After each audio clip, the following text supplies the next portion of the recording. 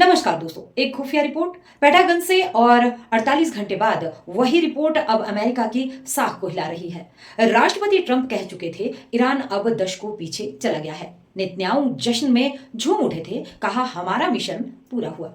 लेकिन अब अमेरिका के भीतर ही सवाल खड़े हो रहे हैं, क्या ये बमबारी सिर्फ एक राजनीतिक ड्रामा थी या राष्ट्रपति की बातें सच्चाई से कोसों दूर थी। आज जो रिपोर्ट सामने आई है वो इस पूरे युद्ध की तस्वीर को उलट देती है।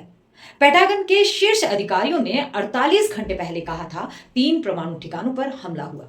फोर्डो, नतांज और इस्फहान को हमने तहस नहस कर दिया। सटीक निशाना, जबरदस्त स्ट्राइक। लेकिन आज पेंटागन की खुफिया रिपोर्ट कुछ और ही कह रही है। इस रिपोर्ट में बताया गया कि ज्यादातर सेंट्रीफ्यूज सुरक्षित है, धमाके ऊपर की इमारतों तक सीमित रहे, भूमिगत ठिकाने जस के तस। राष्ट्रपति ट्रंप ने दावा किया हमने GBU-57 बम गिराए जो जमीन के 61 मीटर नीचे जाकर विस्फोट करते हैं। लेकिन रिपोर्ट कहती है सिर्फ सतह पर नुकसान हुआ, मुख्य दरवाजे बंद कर दिए गए थे, अंदर का सिस्टम बच गया।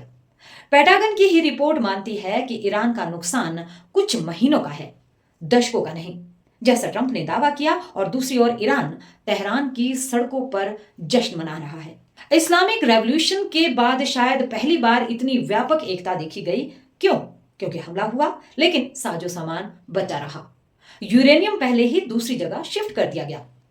अराक, बुनेहा, बुशहर, मरीवान, इन जगहों पर अब परमाणु रिसर्च तेज कर दिया गया है। अब अमेरिका में बहस छिड़ गई है। CNN और न्यूयॉर्क टाइम्स ने रिपोर्ट दिखा दी। जवाब में राष्ट्रपति ट्रंप ने उन्हें फेक न्यूज बता दिया।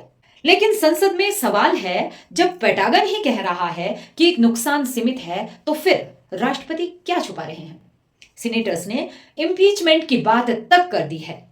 तुलसी गेबार्ड की बात को तो नकार दिया गया, जबकि उन्होंने पहले ही चेताया था कि ईरान के पास एक्टिव परमाणु हथियार नहीं है।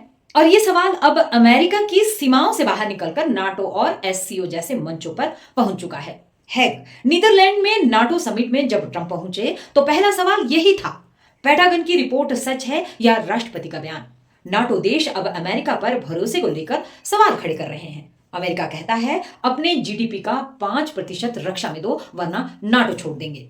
स्पेन, फ्रांस, इटली, कनाडा सभी ने विरोध किया। उधर शंघाई सहयोग संगठन यानी SCO की बैठक में भारत के राष्ट्रीय सुरक्षा सलाहकार अजीत डोभाल पहुंचे। वहां भी सवाल वही थे कि क्या अंतर्राष्ट्रीय कानून का कोई मतलब रह गया है, क्योंकि अमेरिका और इजराइल मिलकर एक संप्रभु देश पर हमला कर देते हैं और दावा करते हैं कि अब दशकों तक ईरान कुछ नहीं कर पाएगा।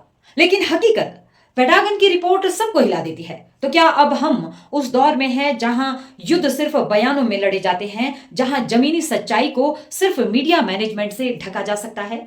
ईरान खुश है क्योंकि उसका प्रोग्राम अब भी जिंदा है। इजराइल जश्न मना रहा है क्योंकि उसका दुश्मन डर गया है। और अमेरिका अपने ही राष्ट्रपति से जवाब मांग रहा है। यह है 21वीं सदी की जंग, जहां हथियारों से कम और झूठे दावों से ज्यादा विनाश होता है। नमस्कार, मैं कृष्णा ठाकुर। अखंड भारत 360 देश विदेश की खबरों के लिए फॉलो करें अखंड भारत 360। इस तरह की रोचक वीडियो को देखने के लिए हमारे अखंड भारत पेज को फॉलो करना ना भूलें।